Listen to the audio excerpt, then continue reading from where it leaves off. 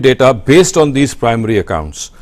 Now, as the questions which I have just enumerated before you, they arose in my mind. Similarly, the same questions arose, or maybe even more, arose in their minds as well. So they said that this hadith and history data gives us the conclusion that the Quran was not compiled in a very efficient manner. There are variant readings of the Quran. There are some Sahaba who say that Surah Falak and Surah Nas are not part of the Quran, and so on and so forth and so forth, and you get all kinds of conclusions. So they said, let's discard history and hadith. So Western scholars, their position is that they say that neither history nor hadith is discarded, and there is a certain scholar who started off this movement. He's called Joseph Schacht, and he lived about 100 years ago. And he actually said that all these narratives, I mean, he's less than 100 years ago. His active, productive years would be around 70 to 80 years ago. So he said that since all this data seems to be unreliable, therefore we cannot rely on the history and hadith data regarding anything which relates to the Quran.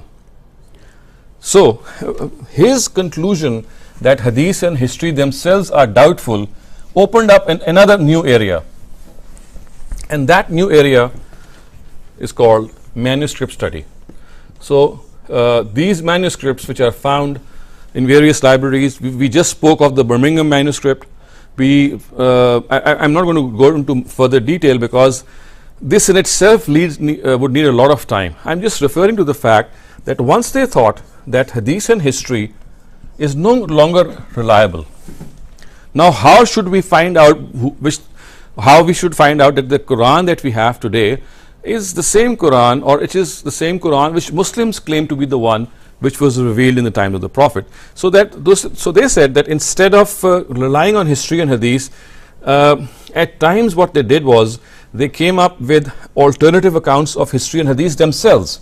So we find scholars who are called revisionist scholars among the Western scholars.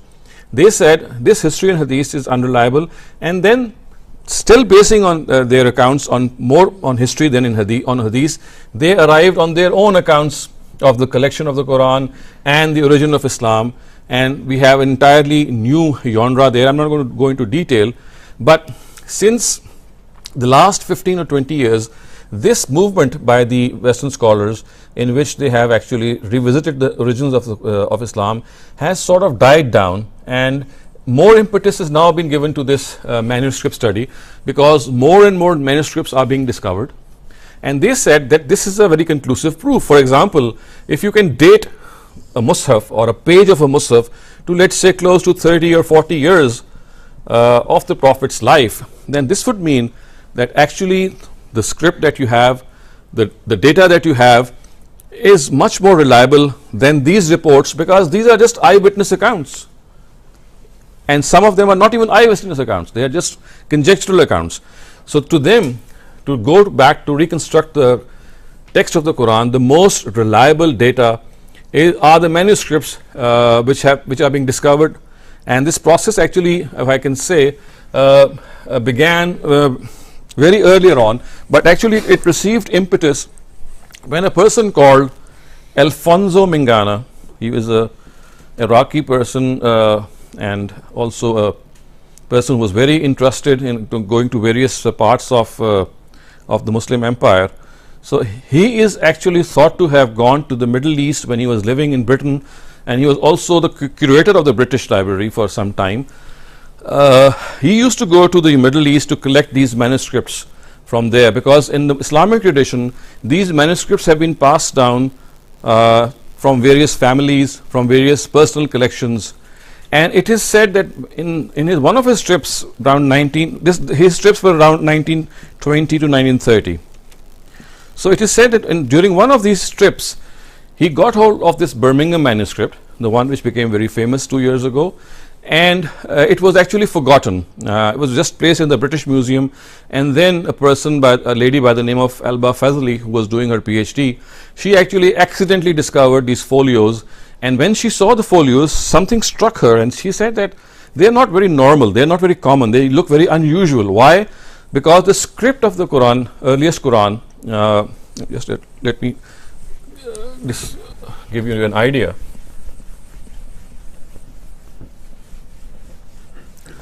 See, the earliest Quran had two types of script. One is called the Hijazi script, which precedes the one I'm going to just tell you, and this is the Kufic script. If you remember the slide which I showed you previously, do we have that in the previous session? The last. Not right now. We'll have Okay, so I displayed a slide in which this Kufic script is displayed. Now, Alba Fazli, when she was actually going through those documents, she found out a document which was originally Kufic. However, interspersed between these Kufic pages was a couple of folios. Folio means a place on a page on both sides of which the Quran is written. So she found that there is a Hijazi sort of a impression on those particular folios, and she actually picked them out, and he said that they cannot belong to the Kufic script because they are fundamentally different from the Kufic ones. And when she started to categorize them, she ultimately made use of carbon dating and other things, and she found out through that carbon dating that the Quran that she has discovered is actually 30 years within the life of the Prophet. And it may well be that the scribe who had written, actually this dating is done on the basis of the material. You can see this is the Kufic script. Can you enlarge it? Yeah.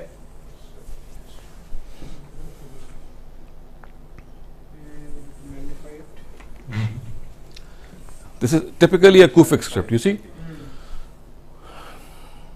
And the Hijazi script, on the other hand, maybe I can show it to you later on. It is slanting. It is not straight. It is like this. It goes on like this, and that is why it is also called mile. Mile in Arabic means to be bent on one side. So when she realized that the Quran that she stumbled upon, the folio that she stumbled upon, belonged to the Hijazi script and not to the Kufic script, she had the paper, the parchment on which it was written. Dating is always done on the parchment, it's not on the ink, and it basically tells us the animal from which that hide was taken, what was the period in which it was living. So it was thought that the animal from which the hide was taken, the parchment was taken or made, on which this Hijazi folios were written, was basically within the 30 or 40 years of the life of the Prophet, which of course would mean that it is very, very close to the time when the Prophet lived. And when they compared the text of the Quran, which is written on those folios, they found out that it is exactly the same as the Quran that we have today. It matches word by word. There are just 3 pages, don't have more pages. Now this caused a huge commotion amongst the Western circles, because when they started to rely on Hadith literature and history literature, as I said, some of them came up with alternative accounts of collection, which actually this sounded a death knell for them, because these folios actually presented this new theory, or this new philosophy, or this new premise, that basically the earliest Qurans were very early, and it would be wrong to tell us or to assume that their final collection took place much later on. And the fact that if we've discovered 3 pages, because basically there were 3 pages, Surah Kahf, parts of Surah Maryam and parts of Surah Taha have been inscribed on those 3 pages. So this actually caused a great commotion, and it actually lent more force to the fact that now the best thing to discover the text of the Quran, the most reliable way to construct the Quran, is to find remaining folios or other Qurans which must have been written earlier on, so that we can reconstruct the text of the Quran. And there can be no better a reconstruction than the fact that we are actually seeing those things on which the Quran is based. So it does make a very compelling evidence. It is very compelling, but as I'll show later on, it has its own limitations. And personally, when I went through it and spent a lot of time studying these manuscripts, I realized that again they also they do not present any conclusive evidence, because of the fact that many of them are neither dotted, they are not, they don't have any nukat, or they don't have any i'rab, and some of them are copies of the original copies, and hence I'll elaborate on that later on. But what I was actually telling you was that once the Hadith and history literature was discarded, it was discarded by the Western critical tradition. Muslims still hold on to the Hadith and history literature.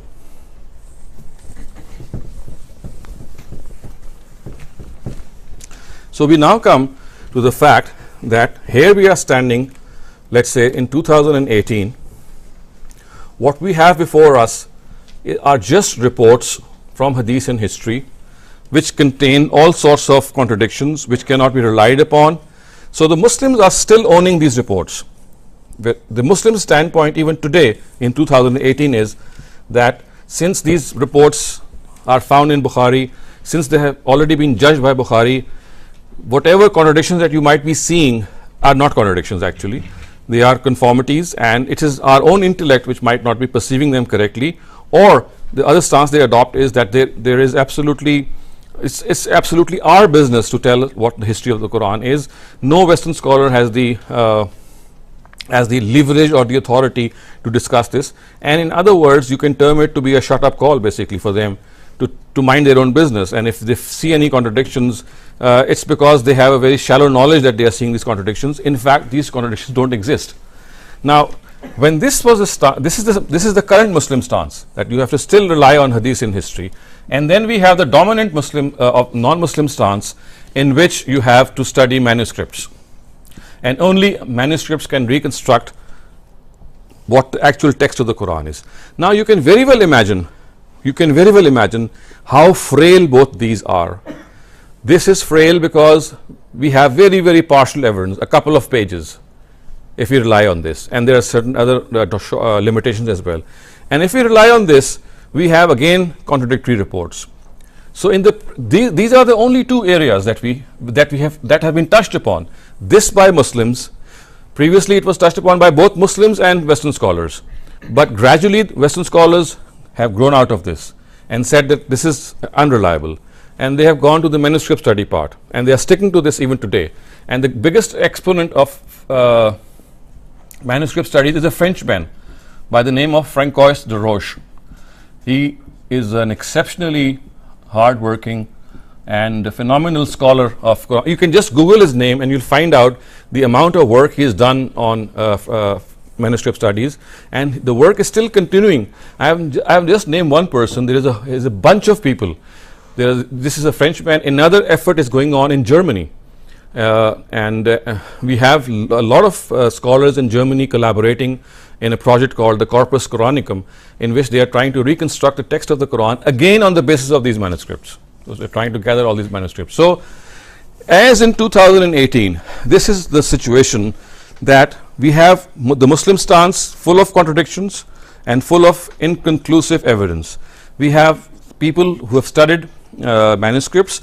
Again, for them it's just a partial reconstruction of the Quranic text, because we don't have earliest Quranic text as yet which covered the whole of the Quran. It's just a partial couple of surahs that we have.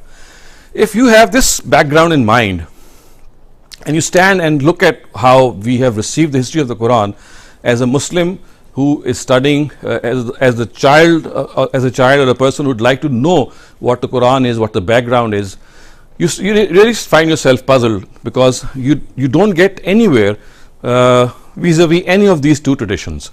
So it was in this background that you can now see that in this state of inconclusiveness comes along a person which I just introduced to you by the name of Hamiduddin Farahi. And he said that, I mean, when I say he said, it's like my own deduction of what he must have said. So he said that the Quran itself is yet another source of the history of the Quran itself. So this person, as I said, Hamiduddin Farahi, he died in 1930, and the book that actually he wrote, in which he explained the history of the Quran, was between 1910 to his death, somewhere between that. We don't have an exact position, but somewhere between this period, he actually came up with this tremendous notion that till yet you have been studying inconclusive sources. Either they are manuscript sources, because this manuscript study had already begun in his times, although it has reached its climax today, but the study had been there in this time, or hadith sources, or hadith and history sources, both inconclusive. So he said that we have the Quran here, and unfortunately the history of the Quran, which has been explained by the Quran itself has somehow escaped the eyes of historians who write about the history of the Quran. And he then, in his own times, wrote a very detailed treatise. It's not that detailed actually. He pointed out there are certain verses of the Quran who tell us how the Quran was compiled, collected, and what its real history was. And he said that how simple are these verses, and the more the simple they are, the more they have eluded our eyes. And then he says that in order to understand this, to understand what the contribution which Farahi has made, I have to sort of explain another premise, and that is that actually he said that there are certain verses of the Quran, to be precise, this is Surah 75, verses 16 to 19. I'm just going to bring up those verses here as well. Maybe you could change the slides. But before I introduce those verses to you, these verses have always existed. I mean, why is that in 1930 or 25 a person comes along and says, look here is a couple of verses which very precisely mentions the history of the Quran, which is very conclusive, and why is it that hadith and history and manuscript studies and all whatnot are being used, in spite of the fact that we have a very, very concrete statement from the Quran regarding its own history.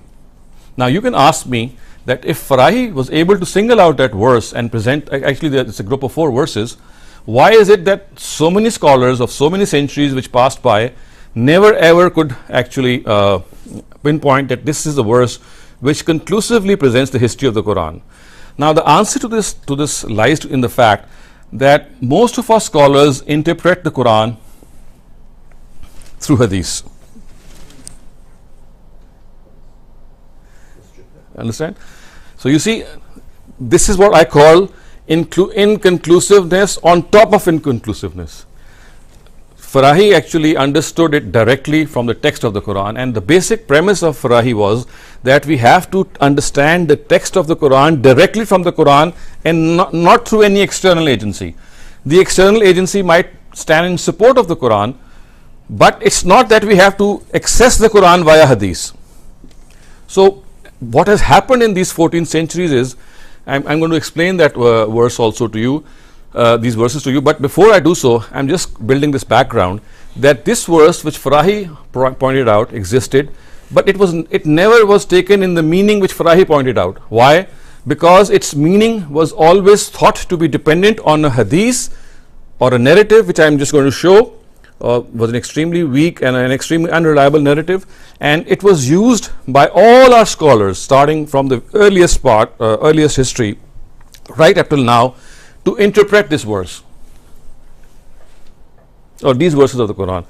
And if I'm not making any sense, you can ask questions, but just to summarize and to recap, when Farahi said that the Quran actually outlines the history of the Quran itself, he did not approach the Quran through any hadith which was explaining verses 16 and 19 of Surah 75. By the way, Surah 75 is Surah Qiyamah. Its name is Surah Qiyamah, because he actually studied this directly through the Quran, the language of the Quran, and that was one of the principles which need to be understood, that we need to understand, that one of the principles of Farahi is that the Quran in itself is sufficient, that if we apply our own intellect and if we are good experts of the Arabic language, we don't need to go to any place else to find out the meaning of a verse.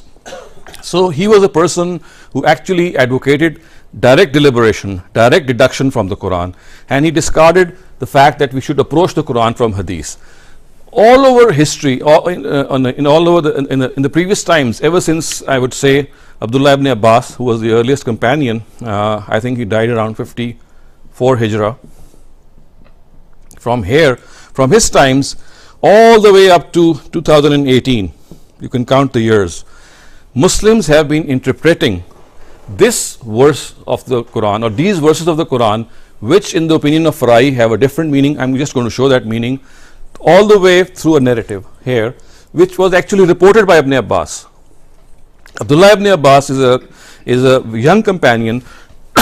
He was about 12 years old 12 years old at the time of Hijrah, it is said, and hence you can see he was very, very young, even less than that, when the Prophet died. So all the work, all our tafasir, let me just point this out, this fact to you, because this is very important to note, that if I start enumerating to you the tafasir in all the sources chronologically, starting from the earliest one, I can safely say that without any exception, all these tafasir, when they explain these verses of the Quran, they actually invoke a certain hadith which they think actually explains these Quranic verses, and hence every single tafsir, whether it's a Shiite tafsir or a Sunni tafsir or an Ahmadi tafsir or a Deobandi, or you name any sect, there is this consensus that if you have to interpret verses 16 to 19 of Surah number 75, then you have to interpret it through a narrative reported by Abdullah ibn Abbas, who I just introduced to you. He has actually explained this particular verse of the Quran, and as I'll show to you that it does not make the slightest sense when you approach the Quran through Abdullah ibn Abbas. Now, what Farahi has done is he has not even entertained this narrative. He has not even touched upon this narrative. He has come up to a direct deduction of the Quranic history from these verses of the Quran. Now, with this background, I'll now try to introduce you to how Farahi has actually understood these Quranic verses directly, without going into the narrative which Abdullah ibn Abbas presented as an explanation. I'm going to discuss that also, so that you can know how other people have interpreted this verse. But let me first try to explain to you how Farahi in his times has very efficiently explained or very convincingly explained the history of the Quran based on the Quran itself. So if you could go to the previous slide. We start again now.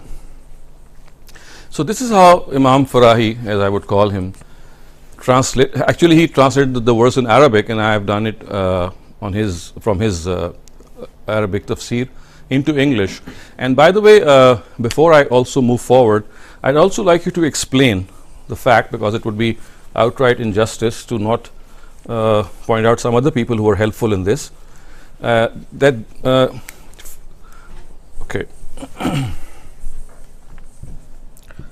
Farahi was the first person actually who came up with a different interpretation of the Quranic verse and disregarded Abdullah ibn Abbas's narrative. His view was further elaborated upon by his student Islahi, who I just introduced to you a while ago. And when he wrote Tadabbur Quran, it's a 9-volume tafsir of the Quran, he explained this surah and specifically these verses, and there was a slight difference of opinion between him and his teacher, although the basic purpose or the basic thrust was the same. And then our own teacher, Ghamidi Sahab, he in his tafsir and in his book Mizan further studied these verses and made some more contribution in actually precisely determining the meaning of this. What I'm trying to say is that my effort is entirely based on the study of these three people, and each of these three people, three scholars, they differed with one another, and also as things moved along, each subsequent scholar made a contribution and, in my opinion, refined the view of the previous scholar. So I would say Islahi's view was a refined form of Farahi's view, and Ghamadi's view is a refined form of both Farahi and Islahi, whilst making individual contributions as well. I'm not going to go into details of that because that's going to require a separate study. It's just for your own information that basically all these three scholars, what I'm just going to tell you is that is based on the collective effort of all these three scholars, and as time has passed by, each subsequent scholar has made that interpretation more refined and more precise. Okay. If you look at this verse, it's an extremely simple verse. It's a verse which will, on a simple translation, on a note of a simple translation, will lead you to think that how simply the Quran has put forth a certain premise regarding its final collection. Now, you know that Surah Qiyamah actually is a Meccan surah, first of all. It was revealed in Mecca. And we know that a major part of the Quran, 2/3 almost of the Quran, was revealed in Medina. So, if this verse was revealed in Mecca, this group of verses, and it spells out the history of the Quran or the scheme of the Quran, then it was perhaps in the Meccan period in which a future event had been predicted. Because you see, what the verse says is that I'm going to first translate the verse and then explain how I connect it to what I've just said. So the verse is, لا تحرك به لسانك لتعجل به إن علينا جمعه وقرآنه فإذا قرأناه فاتبع قرآنه ثم إن علينا بيانه, which means, O Prophet, do not move your tongue to hastily acquire this Quran. Indeed, upon us is its collection and recital. So, when we have recited it, follow this recital. Then upon us is to explain it. In other words, this is a natural situation of the Prophet, for I says, which because of certain background issues would surface, and whenever the wahi would descend upon him, he would hastily try to acquire wahi from the Prophet, from the angel Gabriel. And he has been said that please don't be in a hurry, don't move your tongue hastily to acquire this Quran when Gabriel comes with one installment of revelation. Now, the Almighty says, indeed upon us is its collection and recital. This Quran is being revealed in installments, in various parts, occasioned by various happenings, events. For example, the Battle of Badr, the Battle of Uhud, various events take place, and they occasion the revelation of the Quran. So, the Quran is being revealed in response to various events. And the Prophet is being told that don't hastily move your tongue to acquire this Quran, because it is upon us to collect this material which is being revealed in various installments. It's being revealed in various installments over a period of 22 years, and then not only will we gather it and collect it, we will also recite it. Inna alayna jam'ahu wa qur'ana. We will then recite it finally, and then faiza qara'nahu fattabi qur'ana. When we have recited it, you follow this new recital, and then upon us is to explain it. Now, if you could move the slide, I'll just let you know how Farahi has actually made certain inferences regarding these Quranic verses. Is it possible to display the verses at the same time? Somehow. At the same time. You mean the verses that actually come before that slide, the context verses? Can both these slides be displayed at the same time? You see, if you are you able to read this? So, these are the verses right before you till here, and once he has actually tabulated these verses, these are the three inferences that he made. And just let me, because these are exact translations, the first, the second and third point, from the Arabic that he wrote in his own book. The first is, the Quran was collected and arranged. Please note these words. The Quran was collected and arranged in the lifetime of the Prophet and recited out to him in a specific sequence. Why? You know, the Quran was being chronologically. The Meccan surahs came first, then came the Medinan surahs, one after the other. But the Quran was not compiled in its revelatory sequence, in its chronological sequence. It was given a new sequence. So when Farai says it was collected and arranged, it actually means collected and rearranged. I mean, the Quran, which was revealed in a chronological sequence, was now given a new sequence, a new arrangement. It was rearranged. And when did it happen? It did not happen in the time of Usman. It did not happen in the time of Abu Bakr, neither Ali nor Umar. It happened in the lifetime of the Prophet himself. So, what the Almighty is actually assuring the Prophet is that don't get worried. This Quran is not being revealed in one go, because you see, we had this background problem or a question which the Jews would impose and the Christians would impose, even the Mushrikun also. They would say that why is it that this Quran is not revealed in one installment? Why is it that the Almighty occasions its revelation every now and then, implying the fact that perhaps the Prophet is concocting it himself, because since he is doing it in parts, so every time some event happens, he brings up some new verses from his own self. So this is one of the objections which the disbelievers had actually. And in response, the Prophet would get anxious and he would try to acquire revelation whenever it would come to him, so that his responsibility is finished as soon as possible, so that perhaps he had this objection of the disbeliever in mind, that why is it the Quran being revealed in several parts, why is it that it not been revealed in one go. So all these background issues actually made him very, very anxious. And this is also a very natural thing, that when you are receiving wahi from the Almighty as a means to guide you, it's always a matter of concern that you could receive all of it in one go and then finish your assignment and maybe move on. So these things actually, these factors, I would say, made the Prophet very anxious, made him very concerned that he should receive all the revelation as soon as he can, so that he is able to answer his critics and so that he is also able to discharge his responsibility. So the first thing the Farais has postulated is that the Quran was collected, arranged in the lifetime of the Prophet.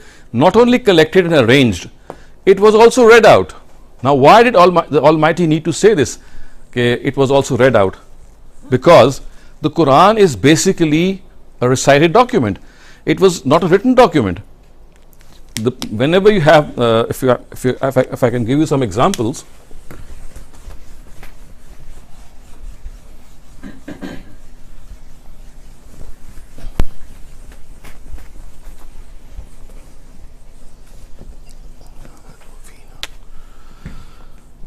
Okay, just for an example, this is a Quranic verse.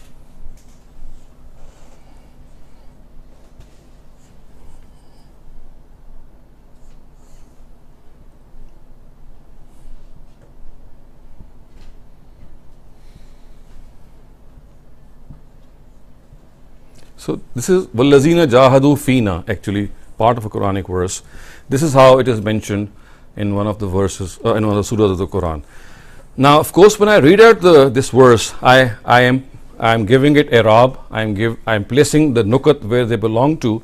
But let me strip this verse of its extraneous factors. It will be something like this.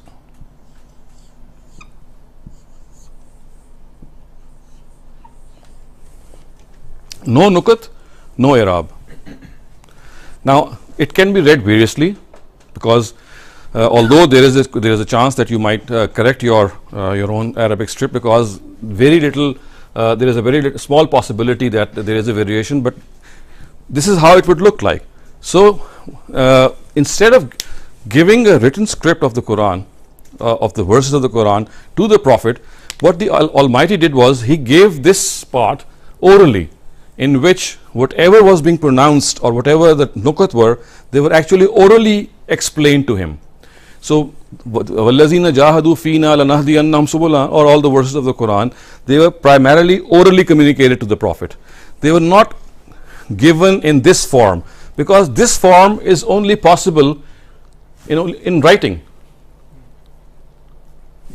You see, when you speak out a verse, you are actually giving it i'rab and declarations at the same time. But when you are not speaking out a verse, you are giving a pure skeletal text.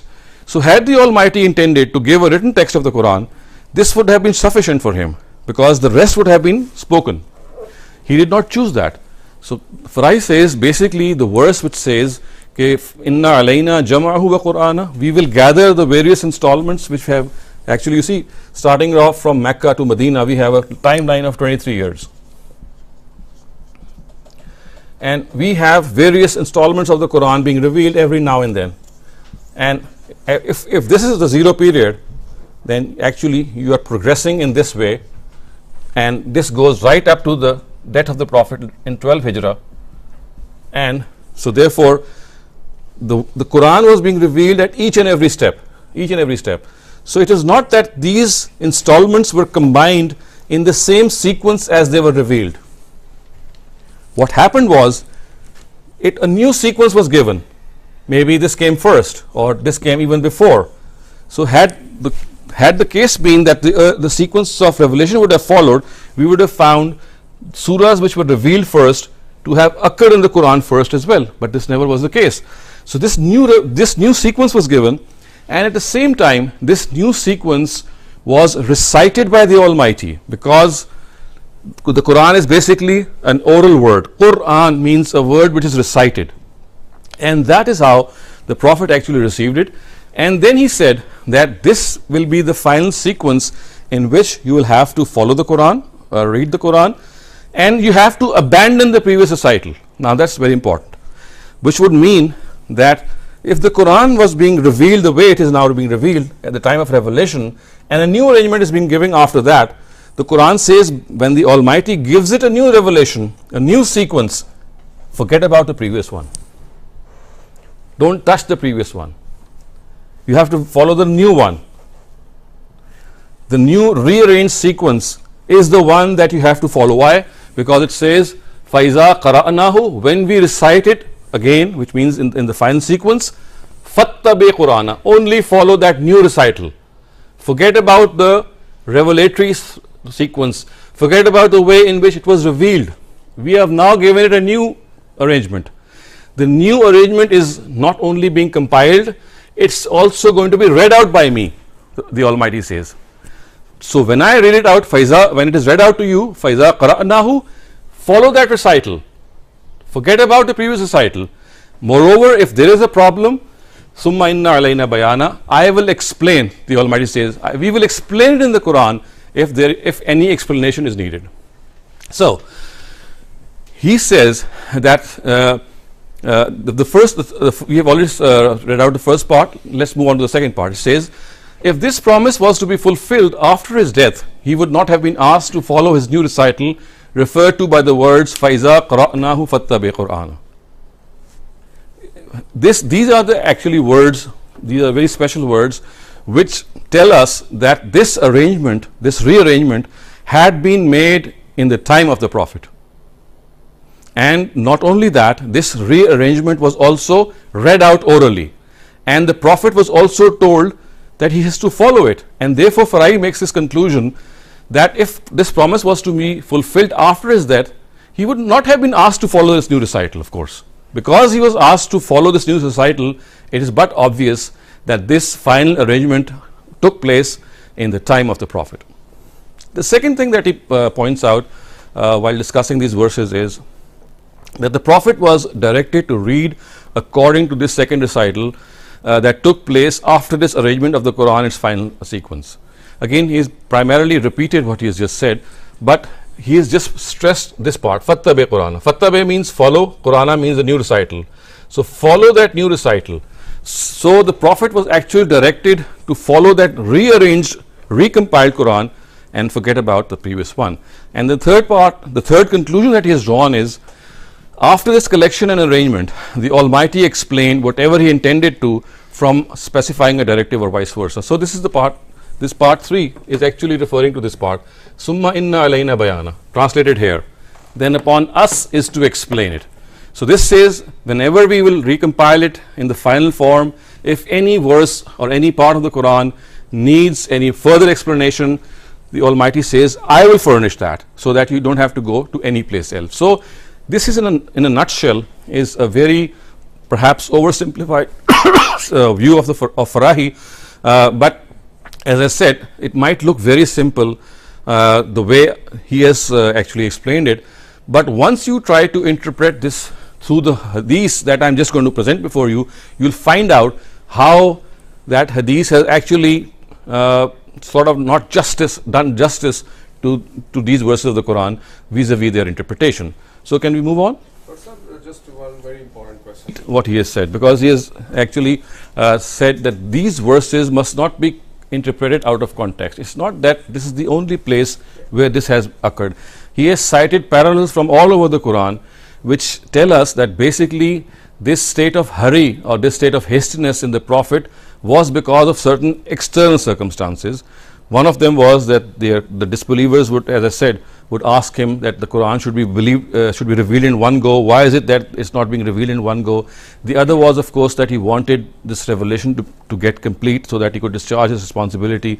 And then, since it was the only source of faith and removing misconceptions, it was but natural for him that he be given that. But as I said, all these are substantiated by him by telling us that this is not the only place. You have to interpret this verse in the light of some of the other verses of the Quran where this matter has been brought up, and it is told that it was a permanent feature of the life of the Prophet. He would always get anxious at that. It's not that at the moment of the revelation of this particular verse that he got anxious. It was basically his general life pattern which had made him very anxious and worried about that.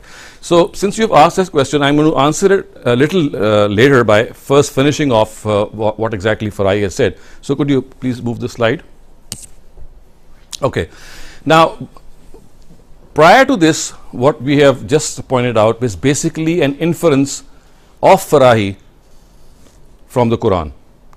Now, here comes another aspect which of course needs some more explanation, because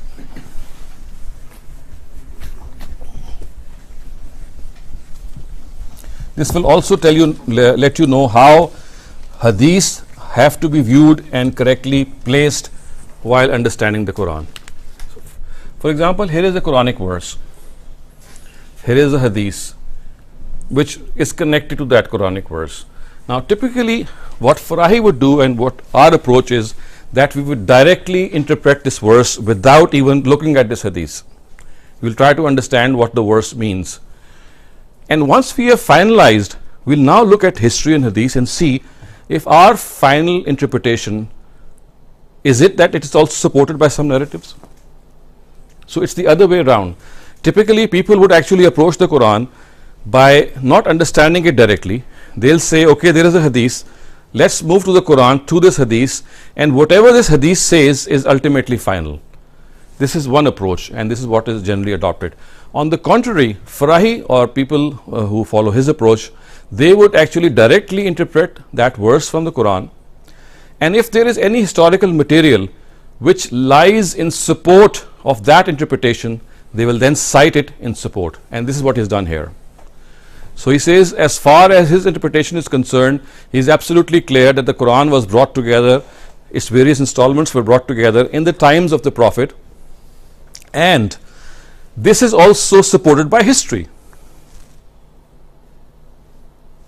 You see, this is an entirely different approach. One approach is that you study a hadith, and this is not just one hadith, you study the corpus of hadith, and whichever hadith relates to this Quranic verse, you study that and say, okay, since this hadith actually tells us the meaning of that Quranic verse, therefore this is how we're going to interpret that Quranic verse. This is not what Farai does, nor is it recommended that we do. He would say that you have to understand the Quranic verse directly from your own expertise, and if there is material from history which supports that interpretation, that would be a further corroboration that whatever you have interpreted is correct as well. It lies in support. So, he says that if we look at history and hadith, after interpreting the verse the way he has done, let us now revert to what history and hadith says. And here is what they say. The Prophet would read out the whole surahs of the Quran to people, and this could not have been possible unless they have been read out to him in their specific sequence. The companions would listen to and preserve the Quran in accordance with this arrangement. This is actually an inference which he has based on history.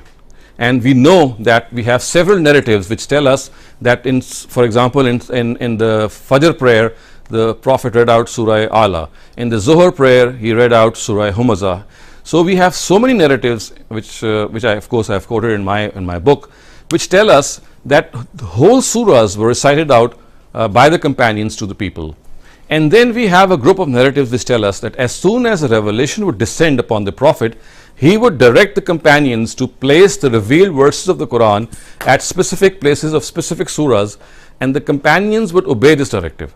So, it was like saying that whenever he would get a revelation from the Prophet, from the Almighty, it would consist of a bunch of verses. He would call a companion and say, okay, place these verses in such and such a surah, signifying the fact that he has been divinely told where to place those verses in a specific surah. And then it is also known from authentic and agreed upon narratives that once the Quran had been revealed, Gabriel recited out the complete Quran in its final sequence twice in the last Ramadan. So historical material tells us that this recompilation, which the Quran refers to by saying فَإِذَا قَرَأْنَاهُ فَاتَّبِعْ قُرْآنَهُ, is actually took place in history. History has reported this as well, because we know that in the last Ramazan in the life of the Prophet, the Quran was revised between the Prophet and Gabriel twice. So this, in other words, would mean that what the Quran has said, فَإِذَا قَرَأْنَاهُ فَاتَّبِعْ قُرْآنَهُ, when we recite the Quran, you follow the Quran. That was actually done, and this is how history has reported it. So you need to understand that what he has actually brought forward is that material in history which supports his stance is also cited by him. And all these 3 points that he has said, I have tried to establish them in my own study by actually gathering all the material, and I think I have gathered about 250 narratives or more, which actually lie in support of the inference that I have just said, that the final Quran would be encompassed in a particular, in the last part of the last period of the Prophet's life. This happened in the Ramazan of his last life, in which he sat in itikaf for 20 days, and during these 20 days he actually revised the Quran between himself and Gabriel, with once Gabriel reciting out the whole Quran to him and once he reciting out the whole Quran to Gabriel, signifying the fact that the promise that the verses of the Quran point out to that Arza Akhira, or the final presentation, is also reported in history in this manner. So could you please explain number 1 again? Are you saying that the surah will not be recited to the companions until it's fully completed? No, it says the Prophet would read out the whole surahs of the Quran, and this could not have been possible unless they have been read out to him in their specific sequence. For example, he has been revealed Surah Anam from the Almighty, and if he is reciting out that Surah Anam in his prayer, this could not have been possible. He would not have read Surah Anam completely unless it had been revealed to him. He would not have read, for example, partly that surah. He would have revealed, he would have completely specified the sequence of the surah, and then would have preserved it. But then that was not done till the last couple of days of Ramadan. No, again, that also is a very important question. You see, what happened in the last era was that the verses say that in every Ramazan of the Prophet's life, the Quran which was revealed till that time was arranged and given a final sequence. So in the final year of the Prophet's life, the Ramazan, from the previous Ramazan to that Ramazan, those 11 months, that was the time in which the Quran which was revealed in this particular I would say era was rearranged. So it was not that the whole of the Quran was rearranged, it was that the Quran was being rearranged in every Ramazan. So he was not reciting Surah Baqarah until it is fully revealed to him? No, he was reciting it. He was reciting part of him. What Farai is actually saying is that this could not have been possible unless they had been read out in their specific sequence, because at times he would read out whole surahs. He's talking about shorter surahs actually. For example, Surah Humaza or Surah Asr. When he says that I read Surah Asr, the whole of Surah Asr, that would only mean that once the surah has been totally revealed to him, he has recited that to the people behind him. You see, the problem here is that there are narratives which tell us that in the Fajr prayer, the Prophet recited Surah Shams. In the Zuhr prayer, the Prophet recited Surah Tur. The point that Farai Sahib is trying to make is that this statement would not have been given unless the sequence within each surah was known to the Prophet, and he would have recited out that particular surah in the same sequence. So when we talk about sequence, it's both the sequence of verses within the surah and the sequence of surahs within the... No, here he is particularly referring to the verses in the surah, because in all probability, the total arrangement of the Quran regarding the surah part was given at the end. Within the surahs, the verses themselves had been arranged in the time that they were being revealed. And we can also see from a number of instances that in most cases, except for the very long surahs were actually revealed in a single episode. They were revealed in one go. So what needs to be understood here is that the point that he is making here in the first instance is that when it is said that the Prophet read Surah Tur, when the Prophet read Surah Anam, this could not have been possible. Of course, he was reading Surah Anam and Tur when they were partially revealed. That's also another conclusion. But when I say that he read the whole of Surah Tur or the whole of Surah Anam, this could only have been possible once they had been revealed completely. So the narratives that he has actually, I have not presented them here, but you can see it in, them in my book, that those narratives would point out to the fact that the Prophet would reveal those complete surahs, and the complete recital would have only been possible once that complete surah had been revealed. This does not mean that he was also not reading them previously. He was partially reading them actually. He was always reading the verses in the correct order, even if it was a partial surah. Right. But if there is a historical narration which says that he was reciting a particular surah, then that is only possible when it is completed. Of course. Okay. So can we take a break here? Resume our session, and let me point out certain details which Farai Saab has also pointed out in his tafsir, and which I previously did not present before you, because I wanted first his point of view to come before you, and then some of the reasoning of his point of view. So if you could just go to the previous slide and the previous one, still and before that, yeah, that's it.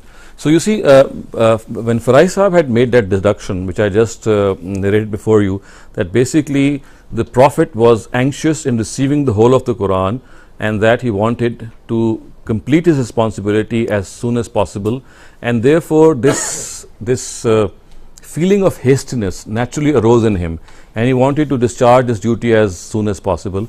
Farai Saab says that this particular state of the Prophet was a permanent state that he would come across. He would constantly remain anxious that unless the whole of the Quran would be revealed to him, he would not sit still. And since it was also the source of guidance to him, and also the source of various objections which the kuffar would raise, and he would answer through wahi, so therefore he was always in a state of hastiness that as soon as the wahi would arrive, he would try to receive it. Now, with this background in mind, he has quoted certain other Quranic verses which actually substantiate what he has presented in that Surah Qiyamah verse. So one of the reasons he says is that which caused the Prophet to this hastiness was the objection which was raised by the disbelievers, that why is the Quran not revealed to him in one go? وَقَالَ الَّذِينَ كَفَرُوا لَوْلَا نُزِّلَ عَلَيْهِ الْقُرْآنُ جُمْلَةً وَاحِدَةً. So the believers would actually taunt the Prophet that why is it that you keep receiving episodes and installments of the Quran? Why is not the Almighty giving it to you in one go, implying the fact that actually you concoct the Quran. It's not that it's being revealed to you on every occasion that you need to present some guidance, you make it up and then present it to you. Otherwise, had it been from the Almighty, He does not require it to be revealed into various installments. He would have revealed it in one go. And similarly, other verses of the Quran again tell him that we alone have revealed this Quran to you in an elaborate manner. Inna nahnu nazzalna alaykal Qur'ana tanzila. Now look at the words. Fasbir li hukmi rabbika wala tuti' minhum asiman aw kafura. So be patient, wait for the judgment of your Lord with perseverance or with patience, and pay no heed to any sinner or ingrate among them. Could you just stretch the slides, please? And this is even more a very prominent verse, which actually tells the Prophet that he must not be in a hurry to acquire the Quran, because it has to be revealed to him in these installments. And why? Because this is the scheme of the Prophet, and the way the scheme is presented in the Quran in Surah Taha is these words actually signify that scheme. And the words are La wala ta'jil bil Quran min qabli an yuqza ilayka wahyuhu wa qur rabbi zidni ilma. And by the way, you can see that wa qur rabbi zidni ilma, the context of this verse and how we often use this verse qur rabbi zidni ilma. That's a side comment. Otherwise, the translation would be that be not in haste in acquiring the Quran before its revelation is completed. So you see, it was not that he was anxious for a particular installment of revelation, or maybe he was in a hurry. No, his concern was that he should have the whole of the Quran as soon as possible, for this would answer the objections of the kuffar, also relieve him of the responsibility, and also be able to be a source of faith to him as much as is